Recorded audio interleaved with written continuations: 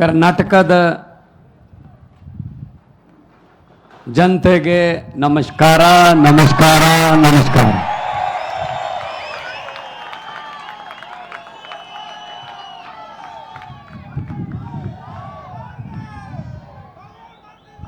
Stage पर देश के एक ऐसे आम घर से निकले हुए कदम जिन्होंने करोड़ों लोगों को एक उम्मीद दी, बदलाव की उम्मीद दी, करप्शन फ्री समाज की नींव रखी. माननीय मुख्यमंत्री दिल्ली और आम आदमी पक्ष के नेशनल कन्वीनर अरविंद केजरीवाल जी, पृथ्वी रेड्डी जी, कर्नाटका की हमारी पूरी टीम जो दिन रात पर्दे के पीछे काम करती है, और आप रीढ़ की हड्डी आम आदमी पक्ष की, आम आदमी पार्टी की, दूर दूर से चलकर यहां पे आए वॉलंटियर वर्कर और आम आदमी पार्टी से प्यार करने वाले और कर्नाटका को नंबर 1 और देश को नंबर 1 देखने वाले, सबको यहां पे खुश आमदीद, वेलकम. जब मैं कर्नाटका आया तो मैंने बात की कुछ लोगों से, तो 10 सेकंड में ही समझ आ गया कि समस्याएं वही हैं जो पंजाब की हैं. किसान की समस्या वही है जो पंजाब की है. हमारे यहां गन्ने की खेती होती है, लेकिन जब से आम आदमी पार्टी की सरकार, अभी साल नहीं हुआ, 16 मार्च को साल होगा, हमने गन्ने के उत्पादकों का 300 करोड़ रुपया जो पिछली सरकारों ने नहीं दिया था, आते ही सबसे पहले वो दिया, और गन्ने का रेट 380 रुपए क्विंटल है. पंजाब में, देश में सबसे ज्यादा रेट पंजाब में मिलता है, और मुझे पता चला यहां पे तो 200, 180, 220 तक मिलता है. और हमारी भी जो गन्ना मिलने हैं वो कई कई साल पैसे नहीं देती थी, यहां भी यही हाल है. तो समस्याएं हमारी वही हैं. मुझे पता चला 2.5 लाख वैकेंसीज हैं गवर्नमेंट जॉब्स में, 2.5 लाख पद खाली हैं, और आम आदमी पार्टी की सरकार बनी एक साल में 27,790 नौकरियां देकर आपके बीच में खड़ा हूं भाई साहब. सरकारी नौकरियां एक साल में. और मुझे पता चला कि कॉन्ट्रैक्ट पर जितने भी कर्मचारी हैं वो कच्चे हैं, उन पर तलवार लटकती है, कब निकाल देंगे, कब कह देंगे घर जाओ, आपकी जरूरत नहीं है. और पंजाब सरकार ने 14,000 पहले किए, अभी हमारा बजट का सेशन आ रहा है, उसमें भी मता आ रहा है 14,000 अब करेंगे. 28,000 कॉन्ट्रैक्ट वाले जो मुलाजिम थे कच्चे, उनको पक्के करके आपके बीच में खड़ा हूं भाई साहब. कोई हवा में बातें नहीं करते, हम हवा में बातें नहीं करते. यहां भी वही मुद्दा है, OPS, old pension scheme. Old pension scheme में क्या था, सरकारी कर्मचारी दफ्तर में काम करता था, जॉब करता था, तो उसकी तनख्वाह में से पैसे करते थे जीपीएफ के, ईपीएफ के. जब वो रिटायर हो जाता था तब उसको इकट्ठे पैसे मिल जाते थे, वो अपना घर बना लेता था, अपने बेटे बेटियों का किसी का भी कोई गिफ्ट दे देता था, तो उसकी जिंदगी आराम से निकलती थी. अब क्या कर रहे हैं भाई साहब, अब भाई साहब का फरमान आ गया दिल्ली से, इनके पैसे काट तो लो लेकिन इनको मत दो, शेयर मार्केट में लगा दो, वहां से नीरव मोदी, विजय माल्या, ये अडानी सब ले जाएंगे, और जब तक आप रिटायर होंगे आपको कहा जाएगा बहुत बहुत धन्यवाद, आपने बहुत अच्छी सरकारी नौकरी की, पेंशन तो आपकी नीरव मोदी ले गया और अडानी ले गया. यह न्यू पेंशन स्कीम है उनकी, that's called new pension scheme. तो हम ओपीएस को हमने अपने पहले नोटिफिकेशन जारी किया, अब हमने कैबिनेट में इसको लाग लेके आए हैं, हम केंद्र के साथ लड़ाई लड़ेंगे कि हमारा पैसा वापस दो। 18,000 करोड़ हमारा जो पेंशन का, old pension, new pension scheme का जो इन्होंने रखा है, वो वापस लेने के लिए हम लड़ाई लड़ेंगे, मुलाजमों के साथ लड़ाई लड़ेंगे। तो ये तो इनके कारनामे हैं। हम हवा में बात नहीं करते। अरविंद केजरीवाल जी ने कहा दिल्ली में मैं बिजली फ्री कर दूंगा। अरविंद केजरीवाल जी ने कहा मैं स्कूल अच्छे बना दूंगा। तो मजाक कर रहे थे ये लोग, ऐसे कैसे हो सकता है? जब स्कूल अच्छे बनने शुरू हुए, धीरे धीरे स्कूलों में टीचर्स जो हैं उनको विदेशों में ट्रेनिंग देकर धीरे धीरे बच्चों का रिकॉर्ड, बच्चों का पास प्रतिशत बढ़ता गया। आज दिल्ली के स्कूलों का पास प्रतिशत प्राइवेट स्कूलों से ज्यादा है, 99.7% है जी। मैं तब पंजाब में अभी चुनाव नहीं हुए थे, मैं 2014 से एमपी था, 2019 में भी एमपी था, तो मैं दिल्ली रहता था जब पार्लियामेंट होती थी। सच मानिए, मेरे पास दिल्ली के लोग आते थे, जब कोई पार्लियामेंट में काम करते हैं, जब पार्लियामेंट की कोई गाड़ी चलाता है, जब कोई मिल गया, वैसे उनको पता चल गया भगवंत मान का घर है, तो मेरे पास प्राइवेट स्कूल में एडमिशन के लिए सिफारिश नहीं आती थी। वो कहते थे जी दिल्ली के किसी सरकारी स्कूल में एडमिशन करवा दो, बच्चे की जिंदगी सुधर जाएगी। ये किया अरविंद केजरीवाल जी ने, ये किया मनीष सिसोदिया जी ने। बदले में क्या किया? मनीष सिसोदिया को गिरफ्तार कर लो। स्कूल क्यों बना रहा है? अगर स्कूल बन गए तो देश के नौजवान शिक्षित हो जाएंगे। शिक्षित हो गए तो उनको समझ आ जाएगी कि वोट जो है उसकी कीमत होती है। उनको पता चल जाएगा कि वोट नफरत के नाम पर नहीं, विकास के नाम पर डाला जाता है। इसीलिए वो कहते हैं कि मनीष सिसोदिया को अंदर कर दो। अस्पताल बनाए, मुफ्त इलाज होता है दिल्ली में। चाहे आपने पैरासीटामोल से लेकर बड़े बड़े इलाज 40 लाख तक के ऑपरेशन मुफ्त होते हैं भाई साहब दिल्ली में। इन्होंने कहा क्यों, ऐसा क्यों होता है भाई? लोगों को मरने दो, ऐसा नहीं हो सकता। तो सतिंदर जैन को अंदर कर दो जिसने हॉस्पिटल बनाए। ये इनके काम चल रहे हैं। शाखाओं के हम वो पत्ते नहीं जो शाख से झड़ जाएं। आंधियों को जरा बोल दो अपनी औकात में रहें। ऐसे हम पर ईडी सीबीआई ये डालकर आप डरा नहीं सकते हमें, आप डरा नहीं सकते हमें। हम किसी और मिट्टी के बने हुए हैं भाई साहब। और मुझे खुशी, पृथ्वी रेड्डी जी ने मुझे बताया कि देवनागरी में सभी के खातों में 15-15 लाख आ गया है। आया नहीं? आप तो कह रहे थे आ गया सर, हमारे भी नहीं आया जी।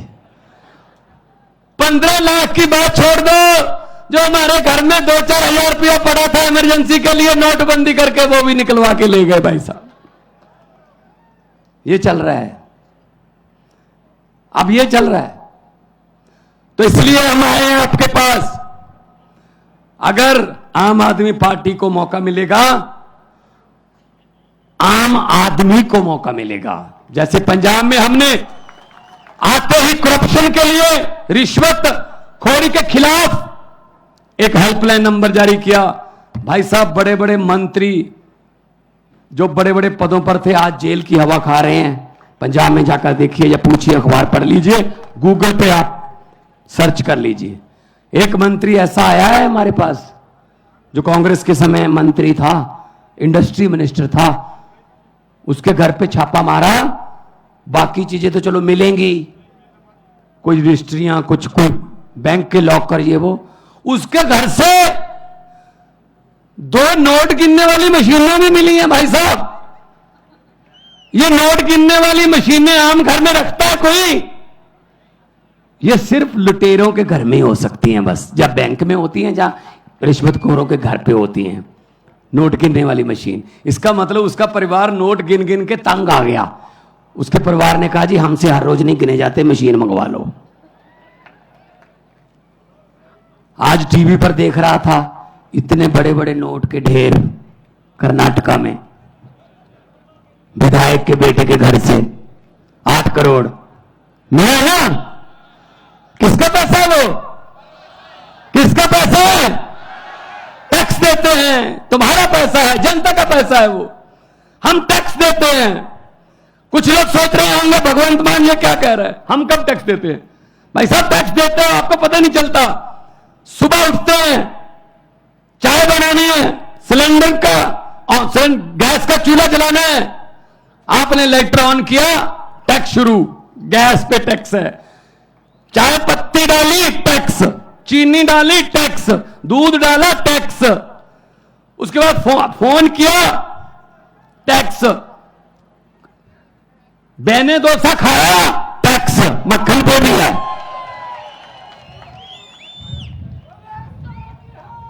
अब तो छाछ पे भी टैक्स है, आटे पे भी टैक्स है। बाजार गए, मोटरसाइकिल लेके गए, डीजल पेट्रोल टैक्स, सब्जी लाए टैक्स, शाम को डिनर करके सोचते हो सोने से पहले शुक्र है अब कोई टैक्स नहीं है। नहीं नहीं, गलतफहमी में हो, ऊपर पंखा चल रहा है टैक्स। भाई साहब हम तो सोते हुए भी टैक्स दे रहे हैं, जब हम सो रहे हैं तब भी टैक्स दे रहे हैं। तो इनके बेटों के घर से 8-8 करोड़ के पैसे मिलते हैं। 8 करोड़ तो वैसे एक छोटी सी झांकी है। तो ये चीजें खत्म करनी है तो सफाई करनी पड़ेगी। और सफाई के लिए कौन सा यंत्र यूज होता है? झाड़ू। झाड़ू चलेगा। इन भ्रष्टाचारियों को मैं कहना चाहता हूं कि जितने मर्जी इकट्ठे कर लो पैसे, हीरे, मोती, मगर ख्याल इतना रहे कफन पे जेब नहीं होती। सब कुछ यही रह जाता है भाई साहब। गरीब की बद्दुआ मत लो। गरीब की बद्दुआ परमात्मा की दरगाह, एक ही बात है, सीधी बात है। तो ये चल रहा है हमारे देश में। और वो आते हैं, तरह तरह की बातें सुना के चले जाते हैं, तरह तरह की बातें। एक गांव था, वहां पे भैंसें चोरी होने लगी। गांव में अचानक से दूध देने वाली भैंसें किसानों की चोरी होने लगी। कभी एक भैंस चोरी होगी रात को, एक दिन 2 भैंसें चोरी हो गई, 3 भैंसें चोरी हो गई रातों रात। तो गांव वाले, एक साधु संत था, गांव में रहता था बाहर, उसके पास गए, संत जी हमारी तो भैंसें चोरी होने लगी हैं, कोई उपाय बताइए, बताइए क्या करें, कौन चोरी कर रहा है। तो संत महात्मा ने कहा एक चद्दर ओढ़ लेना, ऊपर चारों कोने पकड़ के 4 आदमी खड़े हो जाना और पूरे गांव को चद्दर के नीचे से ऐसे बोल देना कि वो नीचे से चले जाएं, गुजर जाएं नीचे से। तो जिसने भैंस चोरी की होगी वो जैसे ही चद्दर के नीचे से गुजरेगा वो मर जाएगा। भाई साहब अनाउंसमेंट कर दी, चद्दर ओढ़कर 4 आदमी खड़े हो गए, सारा गांव चद्दर के नीचे से जा रहा है, जा रहा है, जा रहा है, पूरा गांव निकल गया चद्दर के नीचे से, कोई नहीं मरा। तो साधु संत से पूछा, सर मरा ही नहीं कोई? तो साधु ने कहा जो चोरी करते हैं उनको तो चद्दर पकड़ा रखी थी, मरेगा कैसे, वो तो निकले ही नहीं चद्दर के नीचे से। तो भाई साहब चोरों को तो चद्दर पकड़ा रखी है देश की, और चोर ढूंढ रहे हैं अपने आप में से हम। ये बीजेपी, कांग्रेस, जेडीएस, ये सब चोर हैं, सब चोर हैं। ये इनको निकालो बाहर, इनको जनतंत्र से इनको निकालो बाहर, उसके बाद पकड़ेंगे इनको कि कितना किसने नुकसान किया। अभी मुझे पत्रकार पूछ रहे थे ये करप्शन से, भ्रष्टाचार से देश का कितना नुकसान हो गया होगा। मैंने कहा जी ये वो वाली बात है, एक दुकान में चोरी हो गई, कोई दुकान थी छोटी सी कोई पंसारी की, चोरी हो गई। तो अगले दिन गांव के लोगों को पता चला चोरी हो गई, उस गांव में जो दुकानदार है उसके पास अफसोस करने के लिए आने लगे। ऐसे ही उसने रेवड़ी वेवड़ी रखी हुई थी, वो जनवरी के दिन थे, तो जो भी आता था ऐसे रेवड़ी उठाई 10-15, 2-4 मुंह में डाल के बोले यार बहुत अफसोस हुआ, कितने मुझे पता चला चोरी हो गई। कहते हाँ जी चोरी हो गई। 1 आया, 2 आए, 10 आए, 15 आए। दोपहर के बाद सरपंच भी, गांव का जो प्रधान है, उसने भी कहा मैं भी जाके आता हूं। उसने भी ऐसी रेवड़ी उठाई, 2-4 मुंह में डालकर बोले यार बहुत बुरा हुआ, चोरी हो गई, कितने का नुकसान हो गया होगा? वो दुकानदार बोला जी सरपंच साहब अभी तो नुकसान चल रहा है। जो भी आता है रेवड़ी खा के पूछ लेता कितने का नुकसान हो गया। जब पूरा गांव अफसोस कर गया उसके बाद हिसाब लगाएंगे कितने की चोरी हो गई है। तो अब कैसे बता दें इस करप्शन से, भ्रष्टाचार से कितने का नुकसान हुआ? अभी तो नुकसान चल रहा है देश का। ये तो आम आदमी पार्टी की सरकार आएगी, अरविंद केजरीवाल जी प्रधानमंत्री बनेंगे, तब हिसाब लगाया जाएगा कि कितने की चोरी हो गई है और कितना भ्रष्टाचार हो गया है। ऐसा हिसाब नहीं लगेगा इसका हिसाब लगाने वाला चाहिए, और चाहिए भी IRS ऑफिसर, इनकम टैक्स के कमिश्नर रहे हैं, इनको सब पता है पैसा कहां से आता है और कहां जाता है। ये निकाल लेते हैं। जो पैसा छुपाना जानता है ना, तो इनकम टैक्स वाले निकलवाना भी जानते हैं कि कहां से निकलता है। तो मैं आपको यही बेनती करूंगा कि आप लोग इकट्ठे हो जाइए। जब लोग इकट्ठे हो जाते हैं, तो जब लोगों की आंधी तूफान बन जाता है, तो बड़े बड़े पेड़ जड़ से उखड़ के जो है उखाड़ के दो फेंक देते हैं, जैसे पंजाब में फेंके हैं। हम आपके साथ हैं। शहीदों की धरती भगत सिंह और सुखदेव, और मैं उधम सिंह करतार सिंह सराबा की धरती से आया हूं। कर्नाटका भी वीरों की धरती है। हम लोगों ने देश के लिए, आजादी के लिए हमारे पुरखों ने अपनी कुर्बानियां दी हैं। इस आजादी को हम ऐसे किसी 2-4 परिवारों को सौंपने वाले नहीं हैं। ये देश किसी के बाप की जागीर नहीं है, ये 130 करोड़ लोगों का देश है। बहुत बहुत धन्यवाद, बहुत बहुत मेहरबानी। भारत माता की बोलो सोनिहाल। बहुत बहुत धन्यवाद। नमस्कार नमस्कार नमस्कार। ಭಾಷೆ ಬೇರೆ ಭಾವವೊಂದು ನಾವು ಭಾರತೀಯರು. ಇಂಥದ್ದೊಂದು ಭಾವದಲ್ಲಿ ಅವರು ಹಂಚಿಕೊಂಡಂತಹ ಎಲ್ಲ ಭಾವನೆಗಳು ನಮ್ಮ ಮನಸ್ಸುಗಳನ್ನು ತಲುಪಿವೆ. ಇಂಥ ನುಡಿಗಳಿಗಾಗಿ ಪಂಜಾಬ್ನ ಸನ್ಮಾನ್ಯ ಮುಖ್ಯಮಂತ್ರಿಗಳಾದ ಶ್ರೀ ಭಗವಂತ್ ಮಾನ್ ಅವರಿಗೆ ನಮ್ಮ ಹೃತ್ಪೂರ್ವಕ ಧನ್ಯವಾದಗಳು. Thank you so much sir for all your guiding and inspiring words.